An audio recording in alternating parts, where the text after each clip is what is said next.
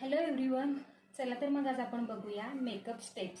त्याआधी तुम्ही माझ्या चॅनलला सबस्क्राईब नसेल केलेलं तर सबस्क्राईब करा आणि बेल आयकॉन दाबायला विसरू नका, जेणेकरून माझे नेक्स्ट येणारे व्हिडिओ हे तुम्हाला दिसतील. आज आपण बघणार आहोत मेकअप स्टेप्स. मेकअप स्टेप्समध्ये सर्वात पहिली स्टेप आहे CTM. CTM म्हणजे काय तर CTM cleansing, toning and moisturising. Cleansing हे कशा प्रकारे केलं जातं तर एक तर तुम्ही फोमने करू शकता, फेसवॉशने करू शकता किंवा नॉर्मल वॉटरने तुम्ही क्लिन्झिंग करू शकता. त्यानंतर येतं टोनर हे स्किन टाईपनुसार वेगवेगळे असतात. ड्राय स्किनसाठी वेगळे असतात, ऑइली स्किनसाठी वेगळे असतात. जर तुमच्याकडे कुठल्याही प्रकारचं टोनर अवेलेबल नसेल तर तुम्ही रोज वॉटर यूज करू शकता.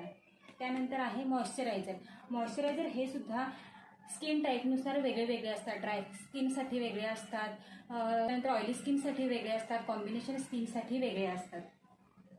जर तुमच्याकडे कुठल्याही प्रकारचं मॉइश्चरायझर अवेलेबल नसेल तर तुम्ही पॉन्ड्सचं नॉर्मल मॉइश्चरायझर सुद्धा यूज करू शकता. मॉइश्चरायझर नंतरची स्टेप येते प्रायमर. खूप जणांना क्वेश्चन असतो की प्रायमर केव्हा यूज करायचं, आधी मॉइश्चरायझर यूज करायचं प्रायमर आणि नंतर मॉइश्चरायझर. तर लक्षात ठेवा, कधी पण मॉइश्चरायझरच्या नंतर प्रायमर यूज करायचं. प्रायमरच्या नंतर येतं प्रायमरच्या नंतर येतं करेक्टर हे वेगवेगळ्या कलर्समध्ये असतात. ज्याप्रमाणे तुमच्या स्किनवरती प्रॉब्लेम्स असतात ते करेक्ट करण्यासाठी, ते हाईड करण्यासाठी करेक्टर यूज केले जातात. त्यानंतर आहे फाउंडेशनच्या नंतर आहे हायलायटर मीन्स लिक्विड हायलायटर, जे आपण टी झोनच्या एरियामध्ये यूज करतो. त्यानंतर आहे कॉन्टरिंगच्या नंतर आहे ब्लशरच्या नंतर आहे हायलाइटच्या नंतर आहे पावडर, जे आपण मेकअप आपला फिक्स करण्यासाठी यूज करतो.